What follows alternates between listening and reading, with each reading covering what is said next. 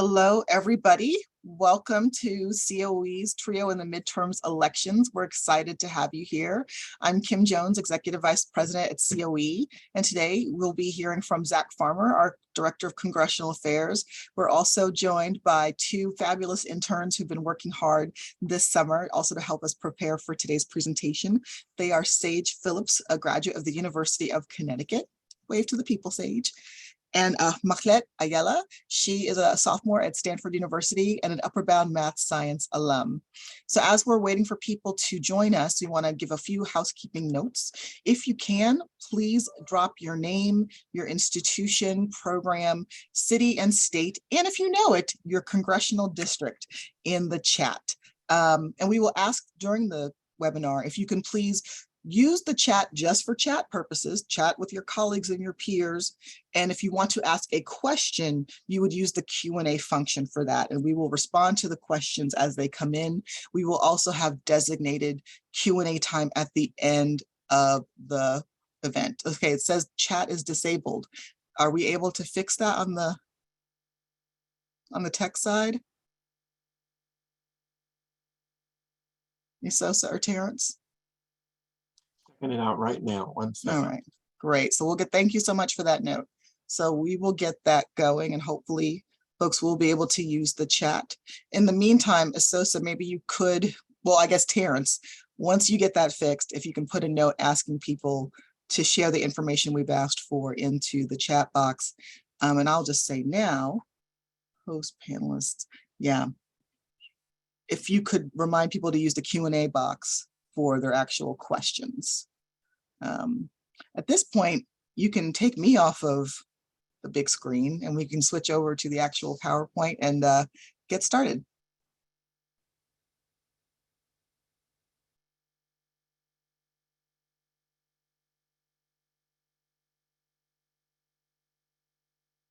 Here we go. Oh, you're on mute, Zach. How does that look? There we go. There we go. Awesome. Great. Yeah. Thanks everyone for joining. A really interesting election this year with the midterms and some redistricting, a lot of challenges, a lot of great new opportunities to identify trio champions. If you have a member who represents you that is retiring, it's an opportunity to build new relationships. So some great opportunities and some interesting shakeup that's happening in Congress. We're going to kind of briefly go over that, the history of Congress, what Congress looks like now, the optimism on both sides for the Democrats and the Republicans, what the committee looks like, our future of leadership in Congress, and then some election resources for your students, for you and your students, and our summer recess packet that COE's put together to help you invite members of Congress to your programs. So we can jump right into so the historical trend in Congress. So over the last 4 election cycles, notably, the president's party has lost seats in a midterm. So Clinton in '94, Bush in 2006, Obama in 2010, and Trump in 2018. It is sort of just the reality of how elections and the ideology in the country swings, between presidential elections, and indicators say that it will likely swing sort of in the same way this election cycle. So the current makeup in Congress, you can see that is very narrow, 218 members needed for a majority. Democrats holding 221 seats now. So Republicans would only need to pick up a net of 4 seats to flip the House. There are some vacancies that I've highlighted below, and red and blue indicates if a Republican or a Democrat held that seat before it was vacant. Also in the Senate, we have a 50-50 margin with the independents caucusing with the Democrats, with the vice president as the tie-breaking vote. So again, just one seat in either direction in the Senate could shake up the majority there. Yeah, before you move from the slide, Zach, one thing I love to point out for people, even though there's only a few more months left to this session of Congress, everybody's fully aware of the razor thin majority of the Senate by the Democrats simply because of the vice president's vote. However, what's less apparent is this how few Democratic seats they have over Republican seats. You need 218 votes to have a majority to pass a bill. And so in the Congress right now, even though the Democrats have the majority, if 3 members defect and decide they don't like something, they can hold up an entire process. So really, the goal is for there to be a lot more discussion, compromise, et cetera, et cetera. But as you can see, everything is hanging by a thread with respect to how decisions are being made right now on the Hill. Absolutely.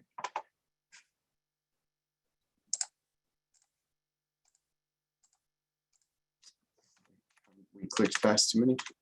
So this is sort of an overview of why Democrats are optimistic heading into this election. So the Democrats flipped 4 seats in the last election. Both of the Georgia seats were flipped, which is a huge swing state in the country. So that's an positive indicator for the Democrats. They only need to kind of defend what they have, and I feel like in a campaigning and sort of on a defensive position from campaigns is an easier strategy. They have sort of more flexibility about where they can allocate money on the Senate side as far as defending their majority there. The House is a little bit more competitive. You obviously will see numbers and polling that says many different things, but sort of the majority of outlets and think tanks have said that there's about 82 seats in the House that can be in play. And if you do the math on those 3 numbers in the middle, I think it's 56 of them that are highly competitive, going to be have a ton of money poured into the race, very contentious. And then there's another 26 that are a likely Republican or a likely Democrat seat that, barring any substantive change in the district, it would not be competitive. So additionally, the Senate polling looks good for Democrats, especially the guy I mentioned, from a position of defending their majority in the swing states: Arizona, Georgia, Nevada, New Hampshire, and Pennsylvania, where elections are going to be tough. The senators who are the Democrat nominees or the Democrat incumbents are polling very well compared to their Republican counterparts. And that's interesting to note also, and we'll talk about it a little more further in the slideshow, is that the president's approval rating and Congress's approval rating aren't necessarily tied together. So these senators, I think, have a little more confidence moving into the midterms. Also, general party preference of control in the country.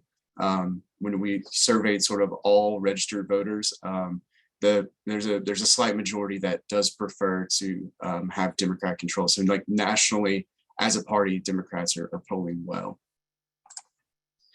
This is an interesting sort of trend that kind of explains through 2008, 2012, and 2016 presidential elections, how these key demographic of voters shifted.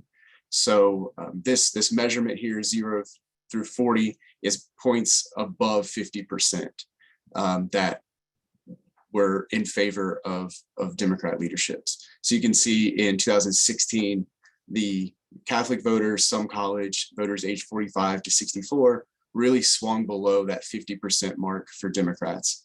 And obviously that's kind of what moved the needle ever so slightly in 2016. Notice with urban voters and Hispanic and Asian voters also, there's a sort of a trend that kind of dipped. And from Edison Research and some other folks have done a lot of polling on this, and through the 2018 midterms and into 2020, it has started to trend back in favor of the Democrats. So an overview of how Republicans are optimistic going into November. The unfortunate reality is the president's approval rating has fluctuated quite a bit since he was first elected. It has been as high as, I think, 59%, 55%, down to 36%. And sort of the last polling that we have here is from July 19th, which is doesn't really bode well for the president. He is also underwater in 44 states. So states that he picked up and won in 2020 have swung from being, winning 51% of the vote in those states or more to being down by as much as 20 points in Arizona. So that is difficult thinking, of the president and how maybe the party is viewed as a whole in those states. So additionally, Republican or presidents who have a below 50% approval rating tend to lose more seats in the, I'm sorry, we're no weapon on. They did, yes, ma'am. Do we have a number? We do. So tell me. Sorry about that. That was our president, Maureen. So historically, presidents who have a sub 50% approval rating tend to lose more seats in a midterm election. Republicans were the first party to flip an open seat in 2022 in a special election in Texas. And another interesting point is independent voters. I think independent voters played a huge role in the 2016 election and very much kind of dictate can swing and dictate who edges out the election from either party, right? So in 2021, they were strongly in favor of Democrat leadership, polling and saying they were leaning towards Democrats. And we saw through 2021 that sort of shifted sort of on the same trend as the president's approval rating. And it was interesting to note that that was the largest swing that Gallup has seen since they started measuring that statistic in 1991. So additionally, the issues that matter to voters, inflation, jobs, economy, crime, taxes, spending. When we survey all registered voters, Democrats and Republicans, all of those issues poll over 50% of rank how important these issues are to you. So it's important to note and interesting that inflation and jobs is at the top of that list. Inflation, prices, jobs, all at the top of that list, and we are unfortunately heading in the wrong direction as far as inflation in the economy is concerned, based on all of the economic indicators. So we'll do a quick sort of overview of the committees of jurisdiction for TRIO. So we have the Senate Health, Education, Labor, and Pension Committee.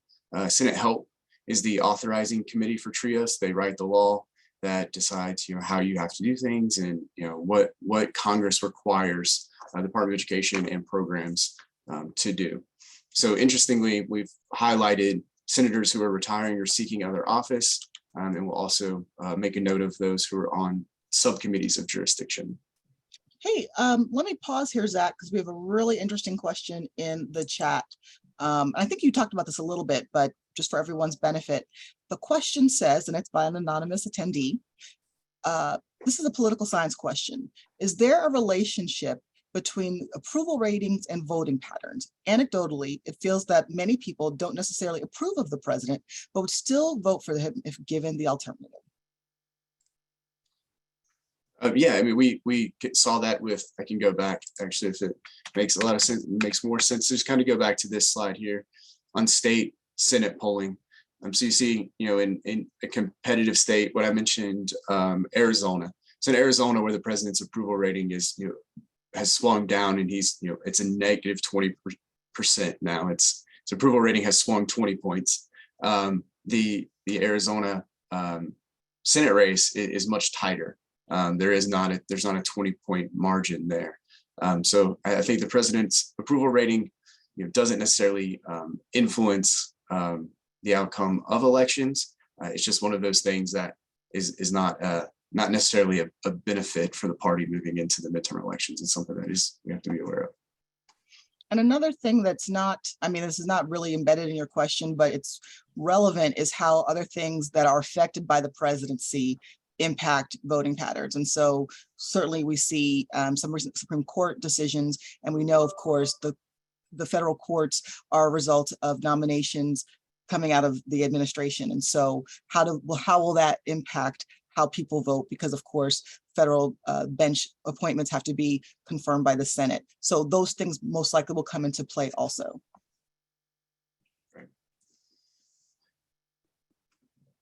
So additionally, in the Senate, moving on, we have our authorizers on the Help Committee, and we have our appropriators, the folks who determine that number.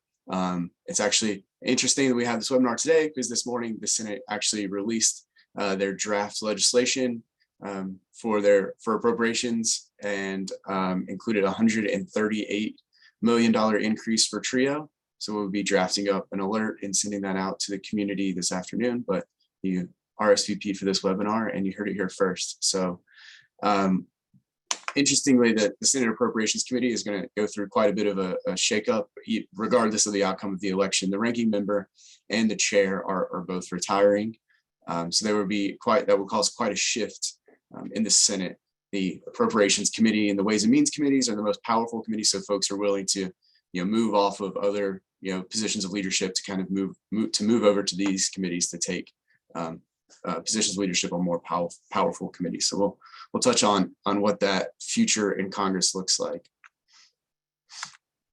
So our subcommittee folks in the Senate who have the jurisdiction over education.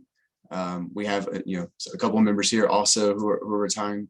Roy Blunt and Richard Shelby are leaving, which will again cause the committee to have to shift around and readjust. And so this is important to note because your senator might not be on this list, but when Mr. Blunt and Mr. Shelby leave, the Senate switches around, and all of a sudden there might be a senator from your state who all of a sudden is on this subcommittee that has jurisdiction over TRIO funding, and the ball will be sort of in your court to go, oh, this is great, awesome, we have a senator from my state now who's in this decision-making position. I need to really work extra hard to build a relationship, make a connection, and advocate for TRIO with my members. So we look over at the House side. The House side is going to change a little bit more with as far as retirements and things like that.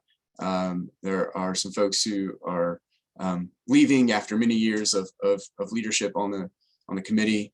So we'll lose a lot of kind of institutional knowledge and leadership in the House and make way for some new members of Congress. So in those states, Illinois, Ohio, California, North Carolina, if these are your members of Congress, they'll unfortunately be leaving us, but that will provide an opportunity for new members of Congress, freshmen or otherwise, to move over to the House Appropriations Committee. It will likely not be freshmen. They don't really make a habit of putting new members on Appropriations Committee. It's one of the more important ones, but will be an opportunity for folks to keep an eye on to see if their member of Congress kind of moves over and takes that spot. So our subcommittee also, we have one member leaving, which will cause a shift and move around, and we'll have to keep an eye on that. Same thing with the House side, not as many retirements, but we do have one member leaving us from Mississippi, and we'll definitely shift around based on seniority and things like that as we move through the election and committee assignments are decided in December of this year. We have Tom Cole, who's a great champion of TRIO, who is the ranking member on the subcommittee of jurisdiction, and then a couple other members who could likely take his position based on term limits, which we'll talk about in a bit. So the House appropriators, now our House authorizers, it's interesting that we have no retirements and no one leaving from the Democrat side. So for the most part, if Democrats can maintain control of the House, this will sort of look exactly like it is with minimal changes. And if Republicans take the House, they will lose just a few seats, and they will have less seats on committee, but shouldn't change things too drastically. Same thing goes for the Democrats on the subcommittee of jurisdiction on the House side. Then on the Republican side, we do have Virginia Foxx, who we'll touch on, is term limited here, and we'll have to figure out what leadership looks like moving forward on the House Education and Labor Committee.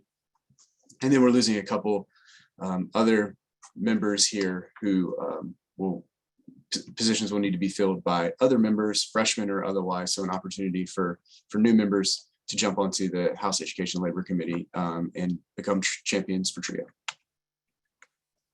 The subcommittee on the Republican side looks pretty much the same. Probably shouldn't be too many changes there also. So if any of these members who are not retiring, who are staying, or your members of Congress, it's also important to keep building those relationships because they're going to continue to be in that position of authority. This is a sort of an interesting sort of game planning out what the leadership in the House and the Senate will look like after the election. Whether Democrats or Republicans take control, there's going to be some shifts. So like we mentioned before, the chair of the Appropriations Committee and the ranking member are both retiring.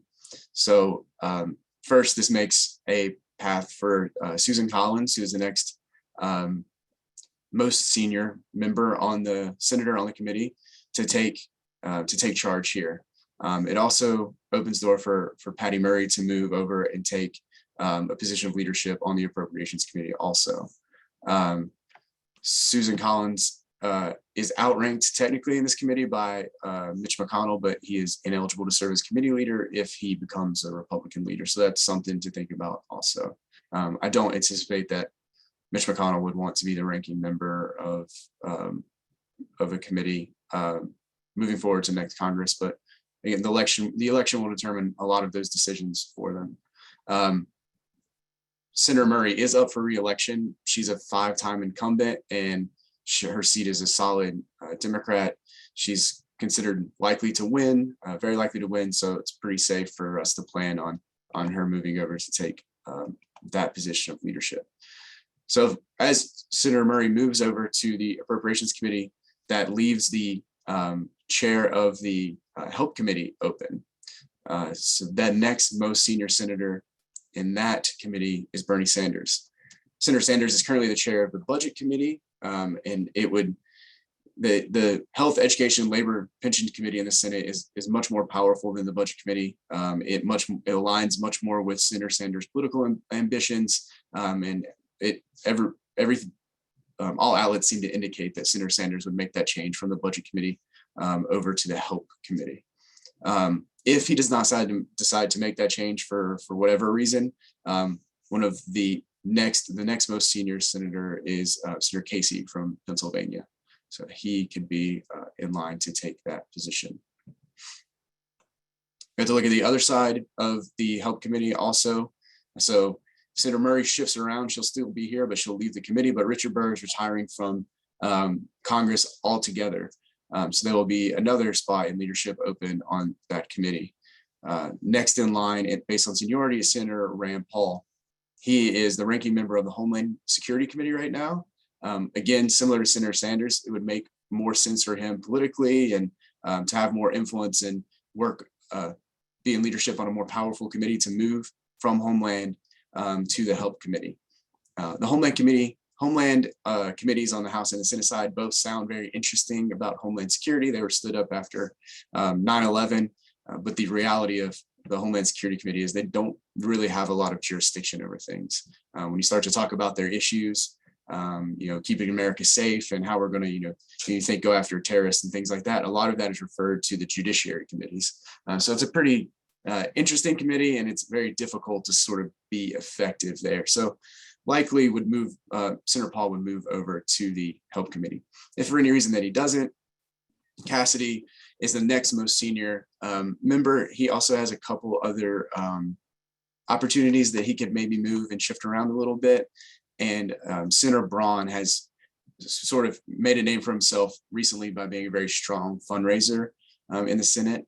And Republican leadership might reward someone who can raise money for the party with a position of leadership if Senator Cassidy is not. Senator Paul doesn't make that move, and Senator Cassidy goes to another position somewhere else. Also to note, Senator Blunt, who is the ranking member of the subcommittee that has jurisdiction over TRIO, the Education Subcommittee, is also leaving. The only two senators on that subcommittee currently who don't have ranking member positions on other subcommittees are Marco Rubio and Mike Braun. Marco Rubio is more senior, but again, for that same reason, Mike Braun might be kind of leapfrogged into that position. If I think the most likely scenario there is if the Senate leadership believes that Senator Rubio is going to make a run for president. He doesn't have as much time to probably dedicate to the subcommittee work. They might sort of make a decision to go a different direction there. In the House, we have Representative Virginia Fox, who is the ranking member of the House Education and Labor Committee. What's interesting in the House for Representative Fox and Representative Cole is that Republicans are term limited in their positions of leadership on committee in the House. So they are only allowed to serve 6 years or 3 terms. So Representative Fox is at her 6-year term at the end of 2022 as chair and ranking member for 4 years. The only way for either one of these members to continue to serve in their position of leadership is to ask for a waiver from the House leadership. From the Republican leadership. This is a Republican rule. The House Republicans have discussed making this 6-year term limit for position of leadership in the House permanent for all committees, Republican, Democrat, all committees, make it a rule of Congress. I don't think there's much traction behind that idea. And Representative McCarthy, who's the minority leader, who's likely the next Speaker of the House if Republicans take the House, has floated the idea of not counting the terms in leadership while Republicans are in the majority. So Chairwoman Fox served 2 years as chair of the committee and then 4 years as ranking member. So under that proposal, her last 4 years wouldn't count to her 6-year time limit. It's very much up in the air. They'll have to make some tough decisions on what members they want to keep in these positions. And if you tell everyone yes, do you have to tell everyone yes? Can you tell some people yes, some people no? It's very, very interesting issue for the Republicans to sort out. Yes. Just to add to that, we have a question in the box that I think relates really well to what you're talking about.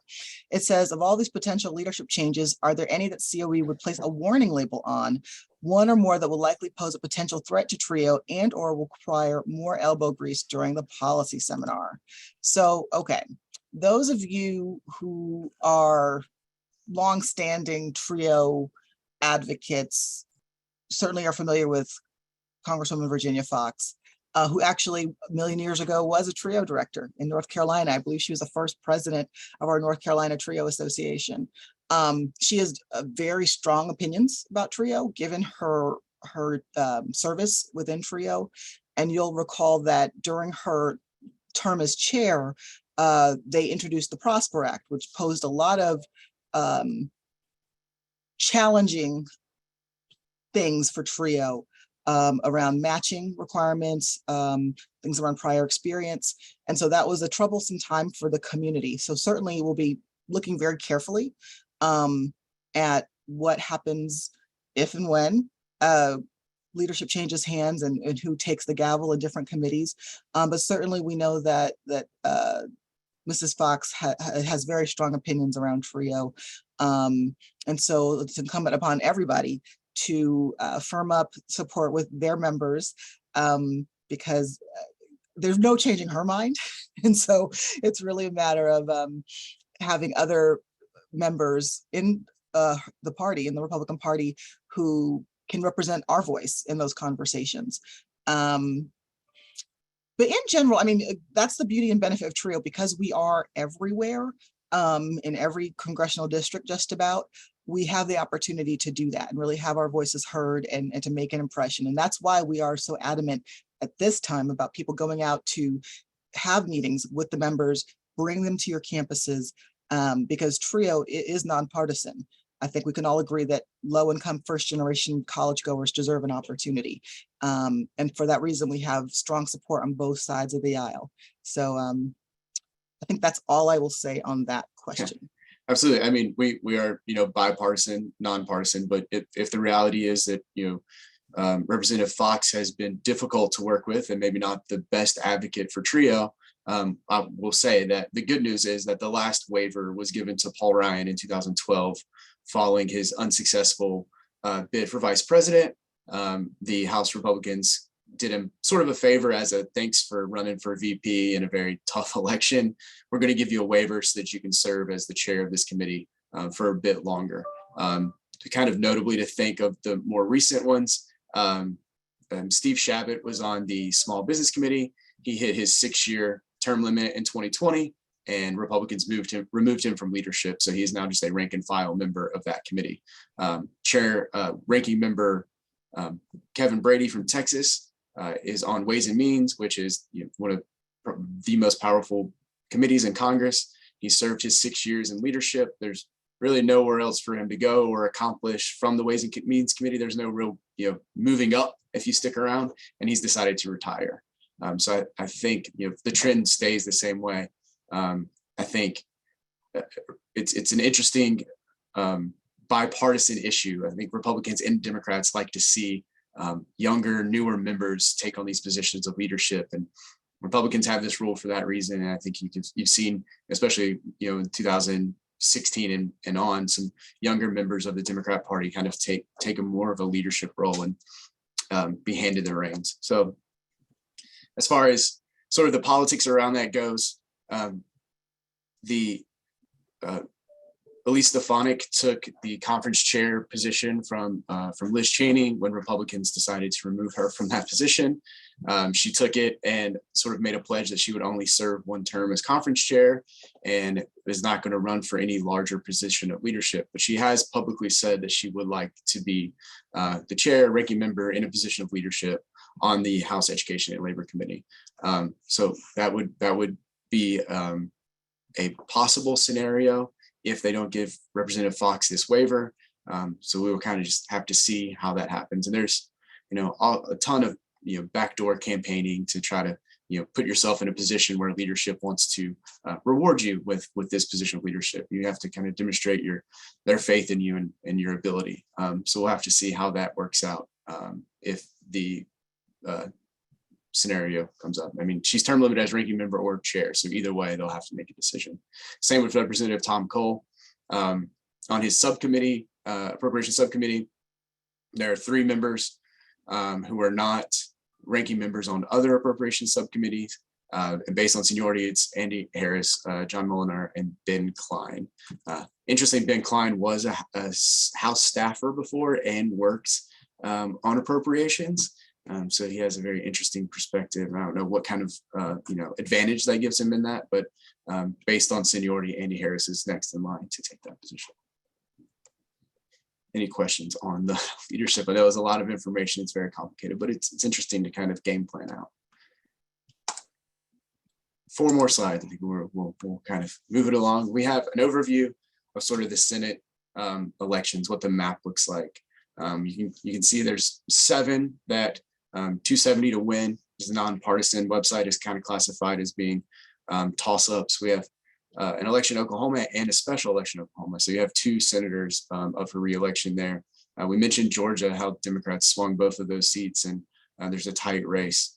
So kind of all around, you can pick out pretty easy where the races are and what seats are going to be in play and how things might change in your particular state. The House map is a little more difficult to kind of just look at from a snapshot, but again, we talked about how polling data is not always the most reliable, but generally analysts think that there's 56 House seats that are in play. A lot of that I think comes from not just the midterms, but we're in a unique position following the 2020 census where they redistricted and drew new congressional maps for the 2022 election. So in states like Colorado, Florida, Montana, North Carolina, and Oregon, we picked up a congressional seat. In Texas, they picked up 2 seats. So they had to make more room for members. And then in places like California, Illinois, Michigan, New York, Ohio, Pennsylvania, and West Virginia, they all lost 1 seat. So they drew members together that had to run against each other and made things more competitive in that way. But the Cook Political Report is linked on this slide. They've been a great resource of how seats are, what seats are in play, and there's a big list. Sort of saves you a slide with just a list of 80 names. But if you're interested in that, we're going to send the slides and the recording around, and the link is on the slide to kind of look at that list of everyone if you want to see if your member of Congress is on that list. So to wrap it up, the local election and resources for your students. This NBC calendar is a great resource. Has all of the dates for primaries, and if you are in Kansas or Arizona and you click plan your vote in those states, it'll give you the deadlines and the resources for how to register to vote, and links to your state Secretary of State website. So very comprehensive sort of tool just generally for voters. We also have studentvote.org has great tools for you as a college professional working with students to how to engage your students, how to make sure students are part of the process. And then Vote 411, also another great resource for just nonpartisan election information. So obviously there's a ton of these resources out there for you to use, but these are a couple that we wanted to highlight. And then, register to vote. Register your vote yourself. We obviously, advocacy is a huge part of what we do, and voting is the first step in that process, but we want to encourage students to register to vote. Generally, I think that there's a 30-day deadline before election day to vote, but again, check these resources to see what that is in your state. There's no rules against encouraging students to vote or having, registration drives on campus and things like that. So ton of resources there at studentvote.org to host those types of events, and we encourage you to do that and get your students active in the political process. And finally, we have our wonderful summer congressional recess packet. So we know where the House is. We can update this to know where the Senate is now. So we sort of have a baseline working understanding of what our next steps for advocacy are as far as asking for more money for TRIO and engaging with our members of Congress. But numbers aside, the reality is, members of Congress take meetings back to back. I'll say this, if I've said it once, I said it 1,000 times, and I'll keep saying it. It's very hard to stand out. Going to a Hill meeting or sending emails, you sort of kind of are just in an education staffer's inbox as another one of these education issue or priority for their boss. What really sets you apart and sets TRIO apart is inviting these members of Congress to your programs, introducing them to students, letting them hear their stories, see where they are and how they operate in their environment, and demonstrate to them on the ground in their home states and districts why this is so important for the community and for their district. So we really encourage you to get your members of Congress there so you can show them TRIO in action and how how supporting TRIO is great for their state. So August is a great opportunity coming up for August recess. You have summer programs. I want to encourage you to invite members of Congress to come there. I know the times are different. There might still be some folks out there, but if not, and August doesn't exactly work, the House is out of session for the entire month of October. So that's also an option. So we'll update our sort of summer recess packet materials with dates and additional resources as we move into the fall. So that's all I have. Are there any questions that we didn't cover or get to? Anything that folks want to circle back and touch on? Yeah, please use the Q&A box.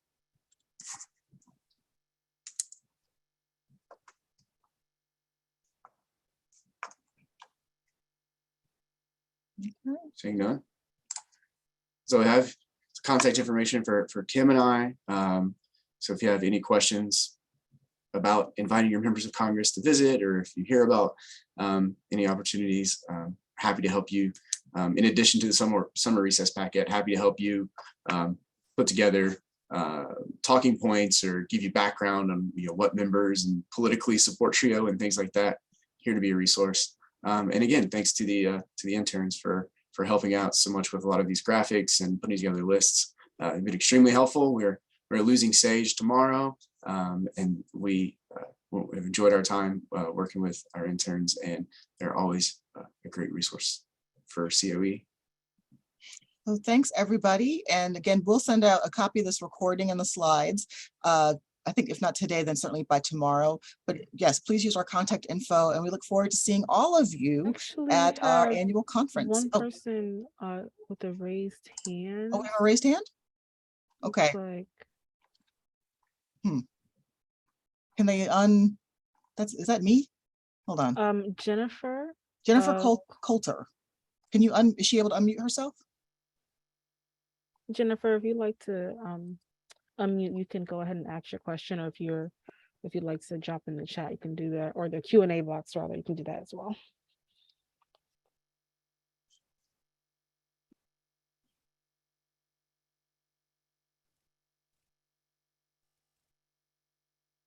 Can we unmute her, or she can? Yes, she is able to unmute. So I'm trying to turn the light back on in my office, and it doesn't want to come back on. Okay. So we have another question in the chat or in the Q&A box, Kim. Oh, okay. Hey, Shelley. So her question is TRIO flat funded for September 1st, 2022? Okay, so yes and no. Because your literal question is, are we flat funded on September 1st, 2022? What's going to happen, as Zach told you during this webinar, the House put out an appropriations number for FY23, which is program year 23-24. Today, the Senate released their number for 23-24. The Congress is not going to get around to finishing funding for TRIO until after the election. So what's going to happen, as per usual, they're going to do what's called a continuing resolution, where they essentially level fund everything until some point in the future. They'll probably do one short-term CR until after August recess, till sometime in September, and then do a second one until after the election. And then once they come back and they know who's going to be in charge, that will really influence the final negotiations when they come up with the final funding bill. Usually it's around Christmas time. And so for the moment, everything is flat, but our expectation is, our goal is to get as much money as possible. Our high water mark is the House number, the $161 million funding increase. And then today the Senate came out with a $138 million increase. And so we've got some room there. And so that's why it's really important to be out, to be active, to getting members to visit with your students. And like Zach said, they're going to be home in August and they're going to be home in October, and they're going to be out talking to people, pressing the flesh, because it's campaign season. So that's it, the easiest time of them all to get them on your campuses meeting with folks. I hope this answered your question, Shelley.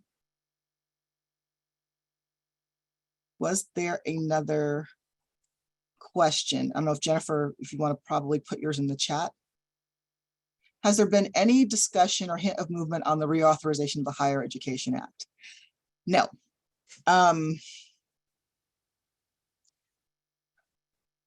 It's very, the reason I'm sighing is because it's very upsetting to me personally, how little movement there's been.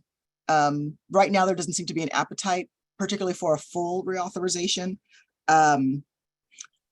There are some smaller issues being tackled, but the challenge with that is that as you handle small things bit by bit, you lose the political will to handle the entire piece of legislation. So if you deal with the problem you might have with student loans, if you deal with the problem you might have with student aid, if you deal with the problem you might have with institutional aid, you lose the momentum to deal with all the other issues that are in the Higher Education Act. So for that reason, there are particularly members in leadership who are reluctant to do that and siphon off these smaller parts of the bill. That said, there are some things that we know that we in TRIO need to get done. And we can't wait till full reauthorization. No one cares that the stipend amount and upper bound hasn't changed since the 1980 reauthorization, except us.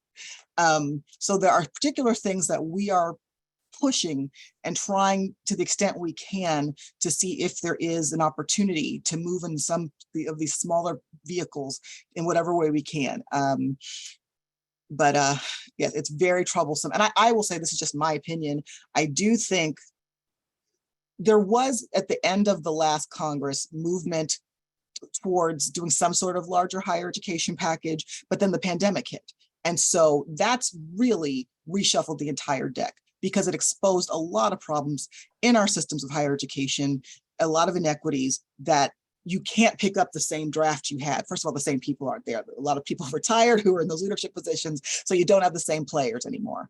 But also, it's exposed new problems that we knew the problems were there, but now the larger world knows those problems are there. And so a lot of new conversations have had to start in higher education policy. Any updates on when the McNair programs will receive notification about the recent grant competition? Yes, this was, I think, the weekly. If it did not go out yet, it should be going out shortly. Our latest information, we had conversations with personnel at the department, if not yesterday, I think it might have been Tuesday. The expectation is, what I'm authorized to say is early August, is for the McNair results to come out. Yes, and that's the second question as well. Any insights and updates on that? Early August is what we're hearing about McNair, and we're also hearing August for Upper Bound Math Science and VUB. I'll jump in and to answer the next question. Mm-hmm. You mentioned the challenges with just this, what is a seemingly simple higher education reauthorization, and not finding compromise there. The instance of where we would do away with electoral college would have to be a constitutional amendment, which is a much bigger package and challenge to get through Congress than even an HEA reauthorization. So that would be a very difficult thing to accomplish for Republicans and Democrats. I think there would be Democrats who wouldn't vote for it. Oh yeah. The district lines in states are drawn by a number of different ways. In some states, it's drawn by the legislature, which obviously has a partisan influence. From my experience in North Carolina, we've gone back and forth. I think 6 out of the last 8 years having to draw new maps, being thrown out for one reason or another. And obviously a lot of that included partisan gerrymandering. So that does happen in a lot of states. In Ohio, they have an independent commission that draws the lines. So it's a little more nonpartisan. So that question and answer sort of depends on what state you're looking at. Some of them seem to be a little more nonpartisan, in the middle of the road. Others seem to be more influenced by the political party in control at the state level.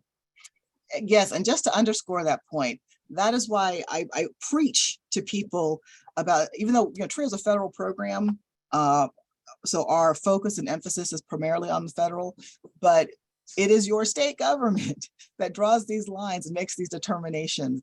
And so I always preach to people to pay very close attention to the state races, because, and your local races and your city councils and your school boards, because that has such an influence on your day-to-day life. And I think a lot of folks don't necessarily recognize that fact.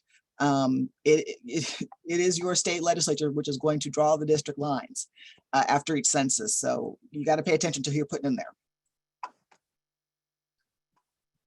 Any other questions?